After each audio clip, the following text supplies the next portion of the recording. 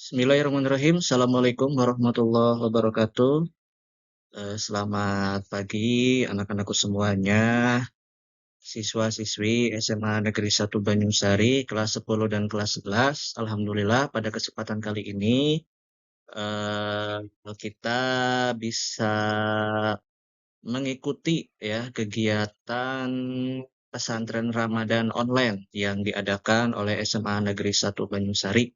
Nah, pada hari ini silahkan kalian catat dengan baik-baik ya, catat dengan baik materi yang akan Pak Hasbi sampaikan ya untuk kegiatan pesantren Ramadan online-nya ya, yang kegiatan online-nya.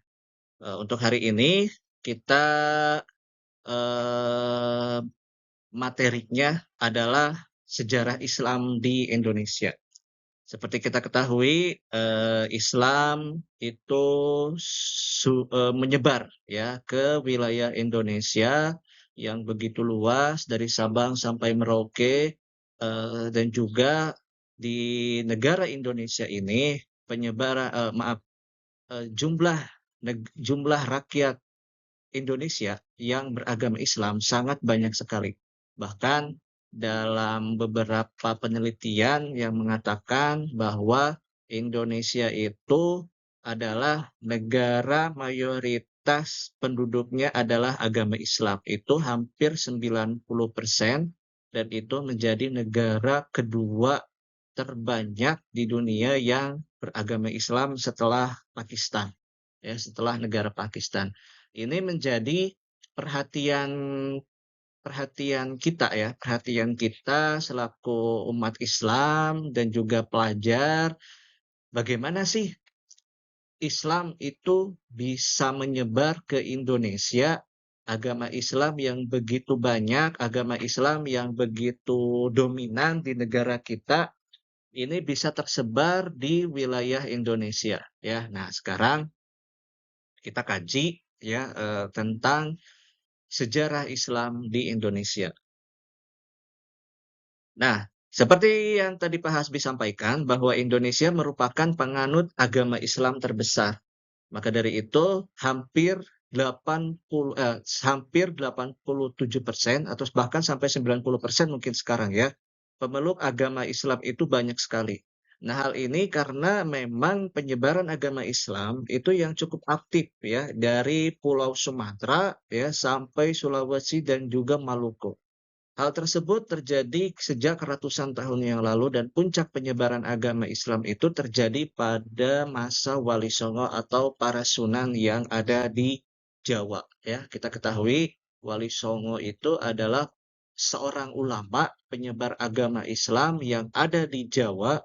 Ya, nah ini menjadi khas ya, ini menjadi khas dalam penyebaran agama Islam di Nusantara.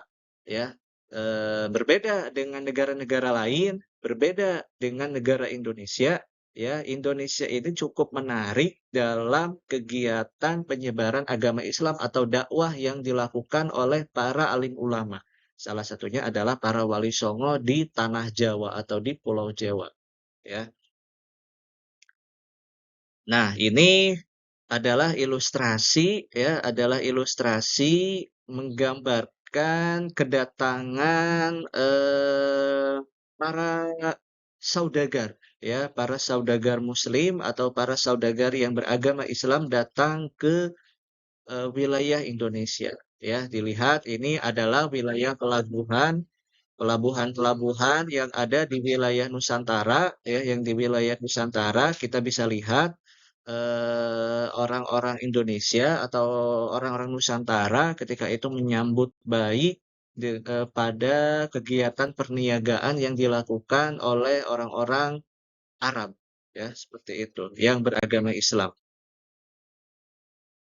Nah, sebagai negara muslim terbesar, Indonesia memiliki sejarah yang panjang tentang bagaimana masuknya Islam ke Indonesia. Dari awal mula masuknya Islam hingga menjadi pemeluk agama terbesar di Nusantara. Ya, itu tidak memakan waktu yang singkat, melainkan terjadi sejak zaman kerajaan. ya kita ketahui Indonesia sebelum negara Indonesia, ya sebelum adanya Indonesia itu adalah sebuah negara, bukan negara, kerajaan-kerajaan ya, atau institusi-institusi pemerintah yang seperti kita ketahui sebelum datangnya Islam, ya itu ada negara atau kerajaan seperti Kutai, Sriwijaya, kemudian juga Majapahit, Mataram kuno, kemudian Pajajaran, kemudian Kerajaan Sunda dan lain sebagainya. Yang notabene adalah beragama Hindu-Buddha, ya, beragama Hindu-Buddha. Nah, maka dari itu, sebelum datangnya Islam itu ada agama ya sebelum Islam yaitu apa? Hindu-Buddha. Nah, yang Hindu-Buddha ini menjadi sebuah institusi, institusi kenegaraan atau institusi kerajaan. Ya, kerajaan ini banyak sekali ya dari mulai ujung sana ada Sriwijaya, ada ujung-ujung Sumatera misalkan di Palembang ada Sriwijaya, kemudian di Jawanya ada Pajajaran, ada Mataram kuno dan lain sebagainya. Ya, sehingga apa? Sehingga Indonesia ketika itu sebelum datangnya Islam itu adalah institusi atau kerajaan yang bernotabene agama Hindu-Buddha, ya. Seperti itu. Nah, kemudian bagaimana sih teori ya, teori yang mengatakan bahwa kok bisa Indonesia, atau misalkan kok bisa agama Islam bisa menyebar di wilayah Nusantara, ya. Nah, ini menjadi perhatian besar kita ya sebagai sebagai pelajar atau sebagai umat Islam yang ada di Indonesia, bagaimana sih atau teorinya seperti apa sih, Islam bisa masuk ke wilayah Nusantara, ya, ke wilayah Nusantara. Ada teori yang mengatakan bahwa beberapa teori ini mungkin iya benar atau mungkin salah, namanya juga teori. Itu sebuah keniscayaan, ya, sebuah keniscayaan. Benar tidaknya itu adalah sebuah teori, ya. Nah, teori yang mengatakan bahwa pada masa awal-awal Hijriah atau tahun 700 Masehi, nah keholifahan Islam di tanah Arab ya mengutus utusan untuk datang ke Nusantara dan menyebarkan agama Islam di Nusantara.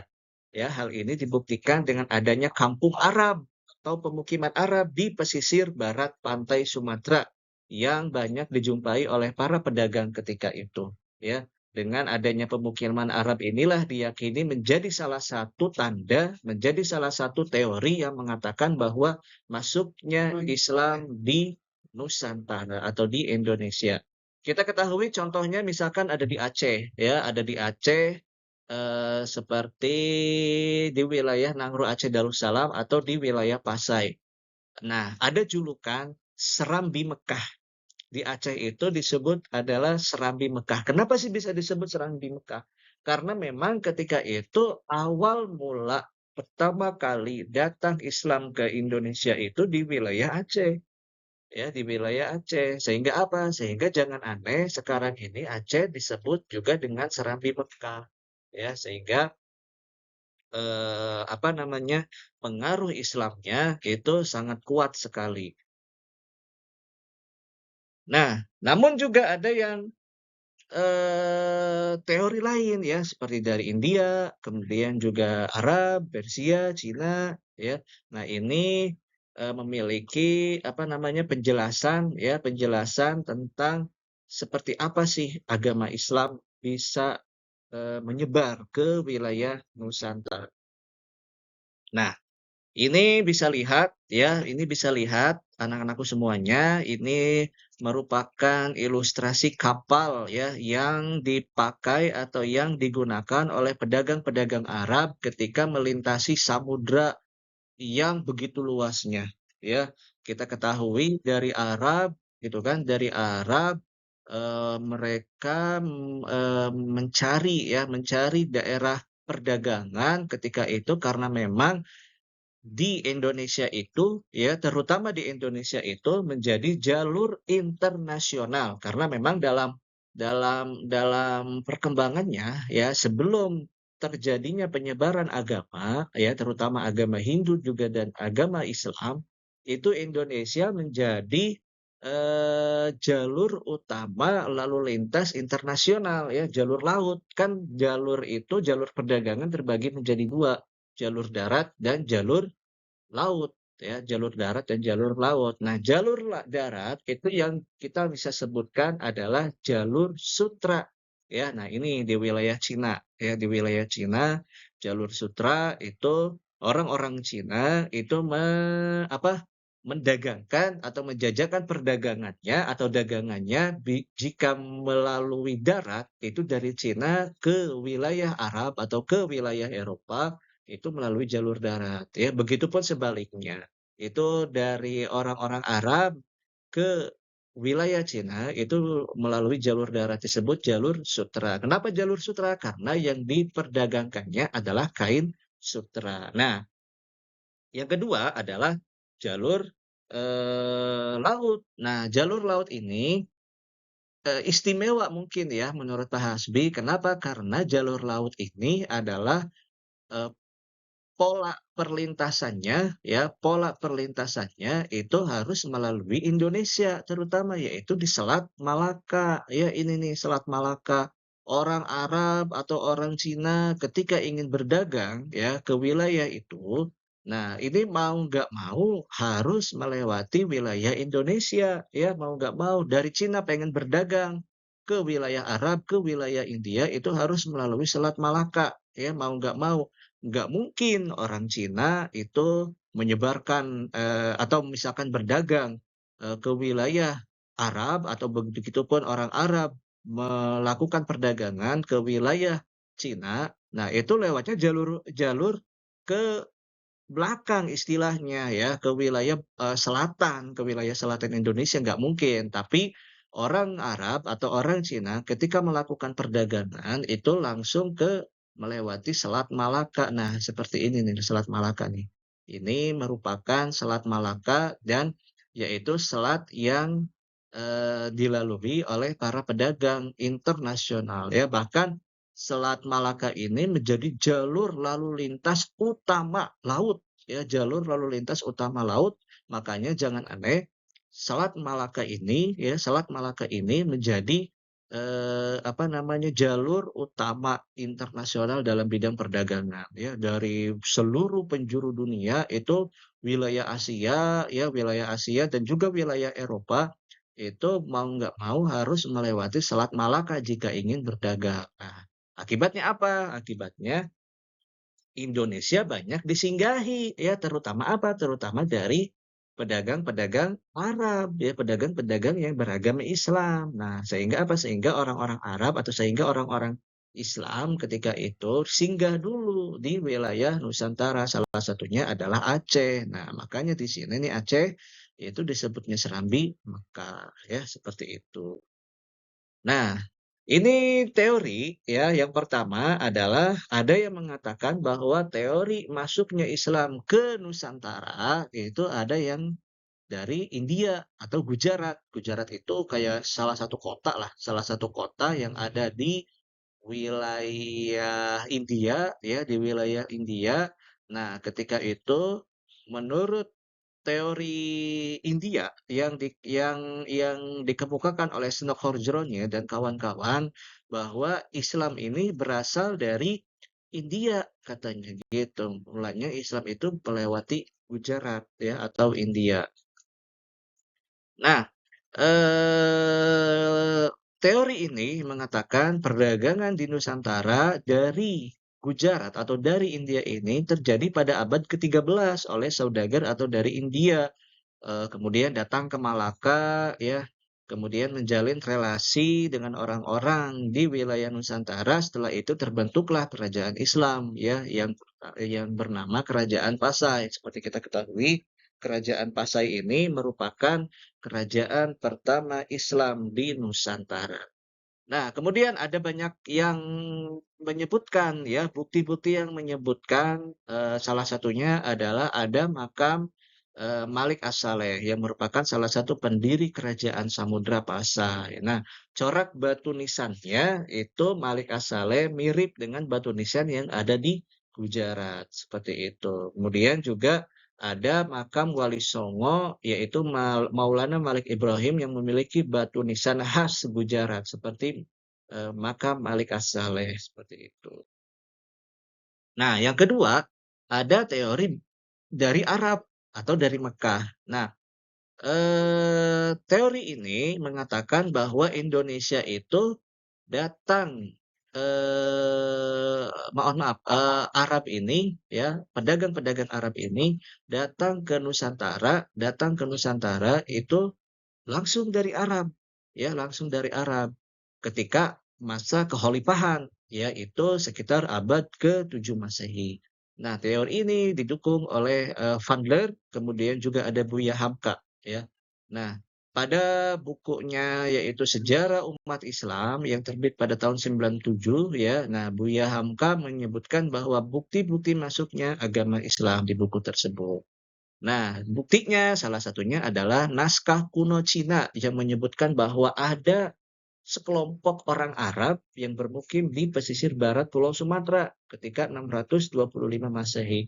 Selain itu, kawasan tersebut juga merupakan kawasan kerajaan Sriwijaya ternyata. Jadi, ternyata ketika masa Sriwijaya, ketika kerajaan Sriwijaya itu sudah ada pemukiman Arab ternyata. Ya, walaupun agama Hindu-Buddha ketika itu yang notabene adalah agama yang dianut oleh mayoritas kerajaan di Nusantara, salah satunya adalah Sriwijaya ketika itu sudah ada kelompok-kelompok atau sudah ada komunitas-komunitas para pedagang Arab di sana. Nah, kita temukan katanya batu nisan bertuliskan Maulana Syekh Rukunuddin yang wafat pada tahun 672 Masehi. Nah, ada lagi teori Persia atau teori Iran, ya. Nah, teori ini mengatakan bahwa masuknya Islam ke Nusantara ini lewat Persia. Nah, kalau sekarang menjadi Iran, ya. Nah, teori ini didukung oleh Hussein Jayadiningrat dan juga Umar Amir Hussein Jayadiningrat berpendapat bahwa Persia ini selaras dengan asal mula masuknya Islam di Nusantara karena memang menurut Hussein Jayadiningrat kebudayaan Islam di Nusantara memiliki kesamaan ya dengan kebudayaan Islam yang ada di Persia atau di Iran. Ya, salah satu contohnya adalah salah satunya kaligrafi ya, kaligrafi ya, kalian tahu ya, kaligrafi itu adalah tulisan seni ya, tulisan seni Arab yang khas gitu kan, yang indah kayak gitu di makam batu nisan yang ada di Nusantara. Kemudian juga ada beberapa ritual keagamaan seperti Tabot di daerah Bengkulu, Tabiyuk yang ada di Sumatera Barat, ya. Kemudian juga kalau ada di Jawa itu sering mengadakan bubur apa sih yang namanya teh, bubur kuning kayak gitu, ya. Itu, tanggal 10 Muharram ya, Muharraman. Nah, acara Muharraman ini biasanya itu hampir mirip, seperti apa namanya, seperti kegiatan atau seperti budaya yang ada di wilayah Persia, ya seperti itu. Nah, kemudian ada lagi teori Cina. Ya, teori Cina merupakan teori yang mengatakan bahwa Islam itu berasal dari Cina, katanya gitu. Bagaimana bisa demikian? Ya, nah ini ada buktinya ketika itu pada masa dinasti Tang tahun 618 sampai 905 Masehi, Islam masuk ke wilayah Cina. Ya, nah ketika itu Panglima Muslim bernama Sa'ad bin Abi Waqqas ya. Sa'ad bin Abi Waqqas itu sahabat Nabi ya. Sahabat Nabi ketika zaman Nabi itu sudah ada Sa'ad bin Abi Waqqas. Itu ketika masa Khalifah Utsman bin Affan, ya Khalifah Utsman bin Affan itu memberikan utusan dari Cina ya ke wilayah ke wilayah Arab ya, dari Arab ke wilayah Cina ya. Ketika itu yaitu atau kota Kanton yang menjadi pusat dakwah Muslim di Cina ketika itu. Nah, dalam buku yang ditulis Jan Berly tahun 2004 menyebutkan bahwa relasi orang Islam yang dari Arab dengan orang Cina ketika tahun 713 Masehi itu bersamaan ya dengan banyaknya migrasi orang-orang Cina Muslim ke wilayah Asia Tenggara, terutama wilayah Nusantara. Ya, yang wilayah itu salah satunya adalah Sumatera bagian selatan tahun 879 Masehi atau abad ke-9 Masehi. Nah, selanjutnya saluran-saluran masuknya Islam ke Nusantara. Ya, saluran Islam yang ada di Nusantara.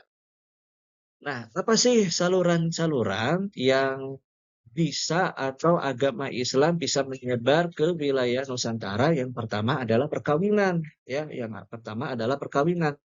Nah, perkawinan ini kita ketahui dari beberapa bukti yang mengatakan bahwa Islam masuk ke Nusantara ketika itu orang-orang Arab atau orang-orang yang beragama Islam yang sudah bermukim di Indonesia itu menikah, ya menikah dengan wanita-wanita atau perempuan-perempuan Nusantara sehingga apa? Sehingga menjadi komunitas ya, komunitas yang kecil dari keluarga, kemudian menyebar, punya anak, dan menyebar-menyebar sampai sehingga menjadi sebuah institusi atau di wilayah tersebut menyebar agama Islam.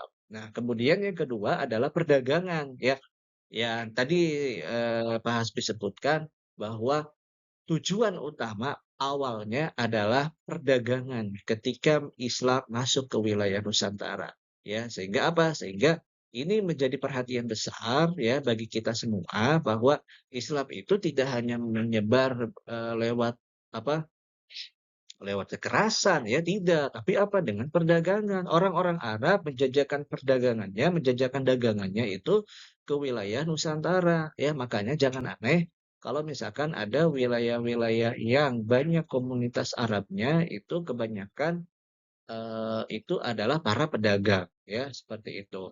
Kemudian yang ketiga adalah politik. Nah, politik ini biasanya sudah apa ya, sudah menjadi sebuah institusi, ya, menjadi sebuah institusi negara atau kerajaan, ya, setelah menyebar ke wilayah-wilayah pedalaman, ya, terutama adalah wilayah pelabuhan, ya, pelabuhan yang menjadi fokus utama penyebaran agama Islam adalah wilayah pelabuhan atau pesisir pantai. Kenapa demikian? Karena memang ketika itu para pedagang Arab, para pedagang yang beragama Islam ketika itu pertama kali datang itu melalui jalur laut. Otomatis di situ menyebarlah agama Islam di wilayah pelabuhan ya, perdagangan itu. Nah, kemudian setelah menyebar ya, itu menjadi sebuah institusi politik. Kenapa bisa seperti itu? Karena ketika itu kerajaan-kerajaan yang ada di Nusantara, contohnya kayak tadi Sriwijaya yang ada di Sumatera, kemudian yang di Jawa itu kerajaan Majapahit. Ini mengalami keguncangan ya, mengalami apa namanya, mengalami keretakan ya, keretakan kerajaan. Kenapa? Karena memang ketika itu sudah terjadi perebutan kekuasaan yang dialami oleh beberapa kerajaan besar Hindu-Buddha ketika itu. Sehingga apa? Sehingga masyarakat Islam ya, masyarakat Islam ikut serta dalam penyebaran agama Islam di wilayah Nusantara ya. Kita lihat kita contohkan misalkan di wilayah Sriwijaya ketika itu atau di kerajaan Sriwijaya. Nah, ketika kerajaan Sriwijaya sudah mulai oleng, sudah mulai rusak ya ketika itu kerajaan Sriwijaya ya menjadi apa? Menjadi tidak bisa mempertahankan eksistensinya. Ya, tidak bisa mempertahankan eksistensinya. Kenapa? Karena memang kerajaan Sriwijaya internalnya sudah hancur. Internalnya sudah retak. Kenapa? Karena memang perebutan kekuasaan, ya, perebutan kekuasaan, seperti itu.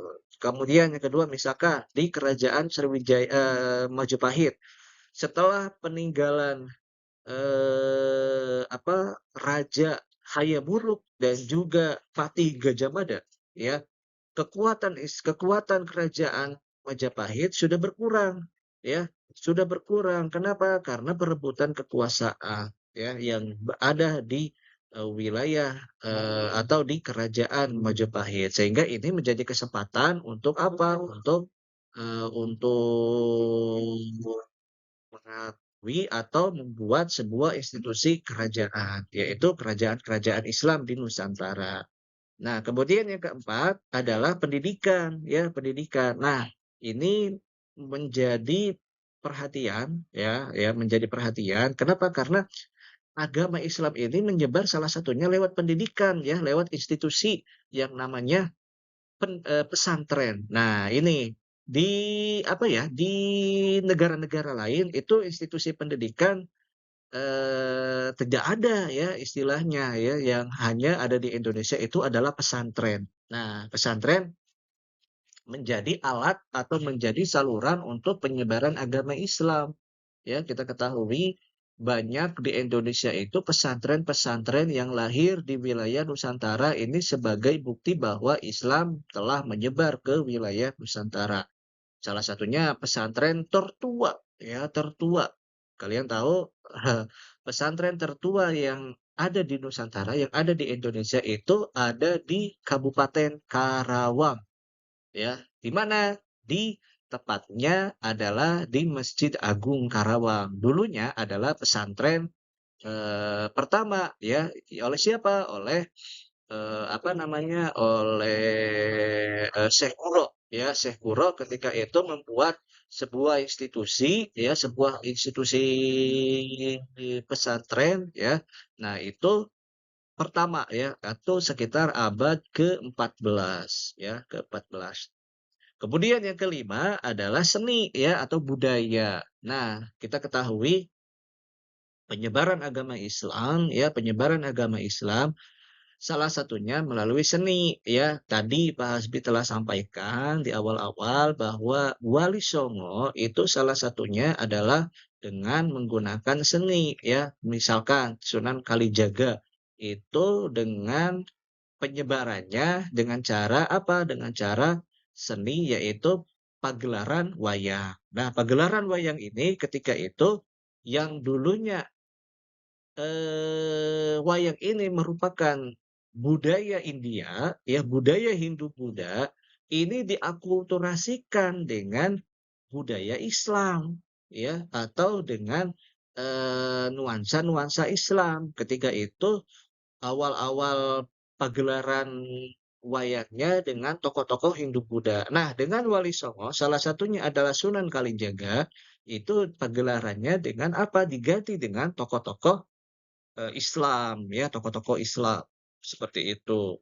Nah, kemudian juga uniknya ketika saat pagelaran wayang ya, pagelaran wayang, nah orang-orang yang menontonnya kalau mau nonton pagelaran wayang itu harus dengan bacaan syahadat. Sehingga apa? Sehingga, agama Islam bisa menyebar dengan mudah ketika itu, terutama di wilayah bagian Jawa ya. Nah, kemudian juga tasawuf. Nah, tasawuf ini adalah pengertian tasawuf ini adalah cabang ilmu, ya cabang ilmu agama Islam, yang mana tasawuf ini merupakan, ilmu yang, lebih dominan kepada ketuhanan, ya, ketuhanan. Kenapa? Karena ketika itu orang-orang Arab ya, orang-orang tasawuf ya, disebutnya orang-orang tasawuf, itu lebih memfokuskan kepada akhirat, ya, lebih memfokuskan kepada akhirat, meninggalkan dunia, fokus hanya ibadah. Nah, seperti itu. Sehingga apa? Sehingga Islam menyebar ke wilayah Nusantara dengan cara tasawuf.